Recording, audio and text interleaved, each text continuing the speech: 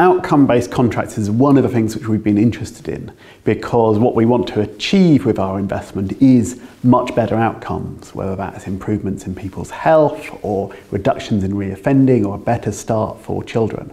And so a contractual mechanism which allows us to improve services, innovate, deliver things rigorously, and rewards us and providers for that improvement is really attractive.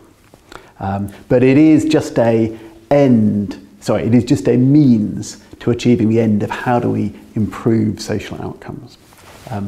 And at the event just then, I was talking a little bit about one example of how to achieve this. There's a project where we were advising the Greater London Authority on establishing an outcome-based contract with social investment to reduce rough sleeping.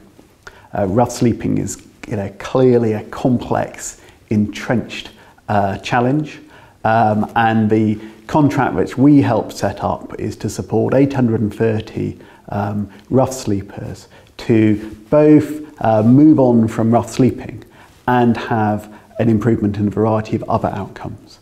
And so the contract is based on measuring whether people are rough sleeping still, but also their use of accident emergency departments, whether they enter employment or volunteering, whether they enter more stable long-term accommodation or not.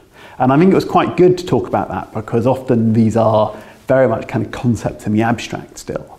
And our experience is that if you work through these sorts of contracts effectively in advance, you think about what are the types of incentives you want to put in, how do you avoid perverse incentives, how do you keep focused on that outcome.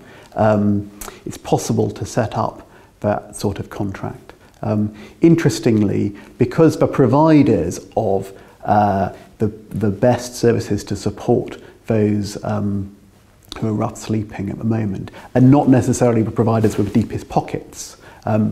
During the procurement process, we arranged for potential providers to meet up with socially motivated investors, often charitable foundations with an interest in this area, so that they could form a partnership with the investors, both taking some of the upfront cost of setting up the service and running it until outcomes are achieved, and some of the benefit even when the service starts to deliver.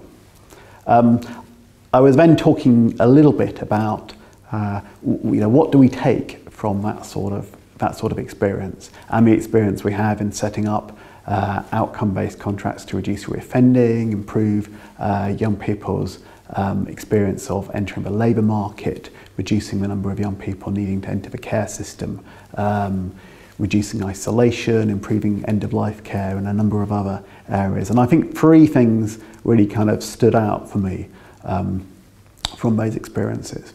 The first is that the discipline of thinking about outcomes is a useful one, whether or not that leads to eventually an outcome-based contract. And there's still too many areas in the health service and in others, I would argue, where we don't force ourselves to say, if the service does this, what are the outputs which we expect would come from that, and what are the long-term outcomes? We're a bit vaguer on that, so well, these are good things to do, and I'm sure they will lead to these better outcomes. And if you're going to set up a contract and understand the system, it forces one to understand what outcomes are we achieving for this population group at the moment, what variation do we have with other parts of the country, what's possible to measure, how do we know what success looks like. These are all questions which we should be asking, whatever contractual form we take. The second thing which has struck me is that it's really important to think, when are we trying to introduce these contracts as a way to stimulate innovation? And when are we trying to do it to stimulate greater efficiency? And when is that a combination of the two? If we're really interested in innovation, we probably want to make sure that we've got a procurement process and a contracting arrangement which is very open to different forms of service provision coming forward. And so the Greater London Authority rough sleeping social impact bond, for example, didn't stipulate the way in which rough sleepers should be supported. It was very open, it just has been outcome-based contracts. And I think that is appropriate to an area where we know we need to do something differently, but we will need to allow service providers at the beginning to come in with different solutions and also to innovate during the lifetime of that contract.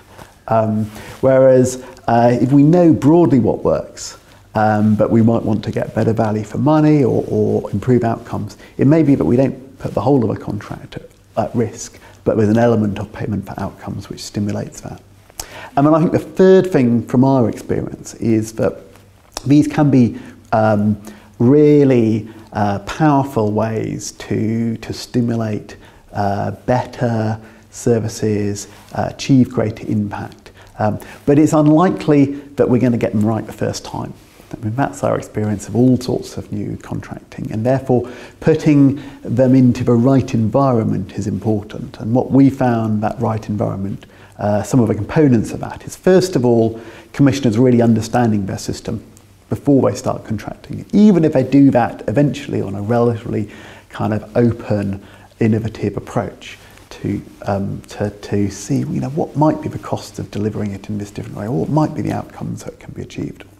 The second thing, which I think we found important, is that contracts are developed in a way which is open so that everybody can learn from them. Some of our contracts have got caps on the maximum returns that can be provided to investors, because it's possible that we've calibrated these wrong to start off with. And likewise, we tend to work in an environment where both commissioners, the providers and the investors have got strong social motivations.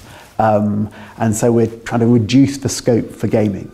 After the first 2 or 3 of these contracts, we'll understand them better. And maybe at that point, it's more appropriate to bring other sources of finance in. So I think those are some of overall my message is upbeat, that it is possible to achieve contracts which stimulate really good change. But we probably need to start at a scale of working with some quite defined populations, of really thinking about this and making those work, rather than necessarily changing everything about a health system on day one.